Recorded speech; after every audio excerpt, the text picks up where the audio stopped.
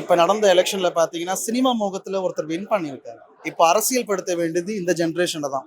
So இந்த generation வந்து ஒரு போஸ்ட் போட்டதும் நாங்களாம் வெளியே வரோம்னு சொல்லும் போது இந்த மக்கள் அப்படியே கவர்ந்து இழுத்து இவங்களை அரசியல் படுத்த வேண்டிய நேரம் கட்டாயத்துல இருக்கும், நிர்பந்தத்துல தள்ளப்பட்டிருக்கோம் நாம இப்போ. ஸோ அதனால இந்த இந்த மக்களுக்கு இந்த ஜென்ரேஷன் ஜென்சிக்கு பொலிட்டிசைஸ் பண்றதுன்றது ரொம்ப முக்கியமான விஷயம் சினிமாவெல்லாம் தாண்டி. அதாவது தமிழ்நாட்டோட அரசியல் வந்து பாத்தீங்கன்னாக்க எப்பவுமே முற்போக்கு களத்துல இருக்கும் அரசு நிகழ்ச்சிகளோட முற்போக்கு விஷயங்களா தான் போயிட்டு இருக்கும். இந்த சூழல் வந்து பாத்தீங்கன்னா இப்ப பதவியேற்றிருக்கிற அரசு வந்து பாத்தீங்கன்னாக்கா முழுக்க ஜோதிடர்களை நம்பி இயங்கக்கூடிய ஒரு ஆட்சியா போயிட்டு இருக்கிறது எப்படி எடுத்துக்கிறீங்க? அது ரொம்ப வேதனையான ஒரு விஷயம் தான். ஆனா அவங்க எடுக்கிறத விட்டுருங்க, திருமாவளவன்லாம் வந்து சப்போர்ட் பண்ணி பேசினார். அதுதான் இங்க வேதனையான விஷயமே. ஆனா அது யாருமே பேசவே இல்லை இன்னைக்கு. முற்போக்கு, அதாவது நாம ரொம்ப முற்போக்கா இருக்கோம். நான் வந்து நார்த்ல எல்லாம் இருந்திருக்கேன், வடவாணியத்துல வேலை செஞ்சிருக்கேன். அங்க இருக்கிறதுக்கு இங்க இருக்கிறது பாத்தீங்கன்னு வச்சுக்கோங்களேன், இங்க இருக்கும்போது தெரியாது. அங்க போய் பார்க்கும்போது தான் தமிழ்நாடுடைய அரசியல் நிலவ இதெல்லாம் களம்லாம் எப்படி இருக்கு, இங்க என்ன இருக்குன்னு தெரியும். ஒண்ணுமே கிடையாது. ஒரு 7 second reel, cinema, vibe, blast இதை மட்டுமே பார்த்து பண்ற மக்கள் கிட்ட இதைதான் எதிர்பார்க்க முடியும். நம்ம ஒரு 30-40 வருஷம் பின்னாடி போயிருக்கோம் இன்னைக்கு.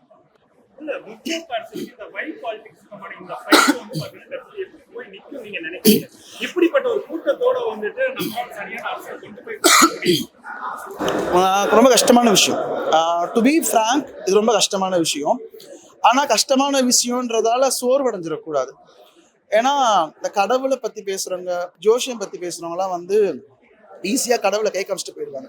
அயோக்கியர்களோட கடைசி புகலிடம் வந்து கோவில் சாமி அப்படின்னு கலைஞர் சொல்லியிருக்காரு. இவங்களுக்கும் அதே மாதிரி தான். இவங்களுக்கு வந்து போராட்ட களம், போராடணும்லாம் கிடையாது. ஸ்மூத்தா இருக்கும். நம்ம ஸ்மூத்தா பண்ணி கொடுத்துட்டு போயிருக்கோம் இன்னைக்கு. இவங்க இந்த இடத்துல நிறுத்திருக்காங்க.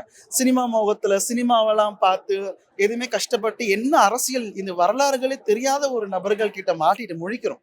சினிமா தான் அதுக்கு பெரிய காரணமா இருக்கு. கஷ்டமான விஷயம் தான் மக்களை பொலிட்டிசைஸ் பண்றது.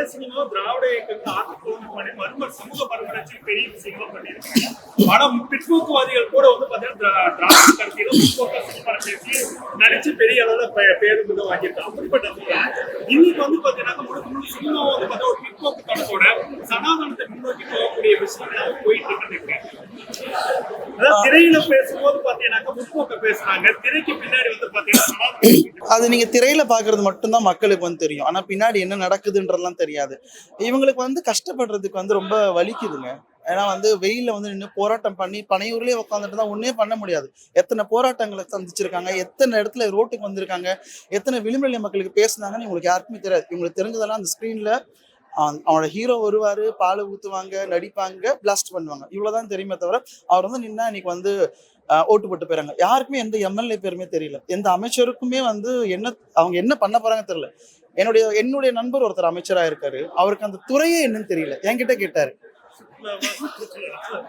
இவர் வேற துறை அமைச்சர், தாம்பரம் தொகுதி கில்லி சரத்தவர், என்ன துறைன்னே தெரியல. ஸோ இந்த மாதிரி நபர்களை கூட்டு வந்து நிக்க வச்சுட்டா நாம பின்னாடி போயிட்டோம். இது சொல்லணும்னா பின்னாடி போயிட்டோம். பேசுவோம். சோர்வடைஞ்சிடக்கூடாது மக்கள் யாருமே, தொடர்கள் யாருமே. தமிழக மக்கள் வந்து ரொம்ப தெளிவாதான் இருப்பாங்களே தவிர்த்து இது அயோத்தி மாதிரி ஆக்கலாமே, இதுல என்ன தவறுன்னு கேக்குறாருன்னா அப்ப அவர் எந்த அளவு இவருக்கு அறிவு இருக்கு நயினார் நாகேந்திரன் அவர்களுக்குன்னு இதுலயே மக்கள் தெளிவா புரிஞ்சிருப்பாங்க.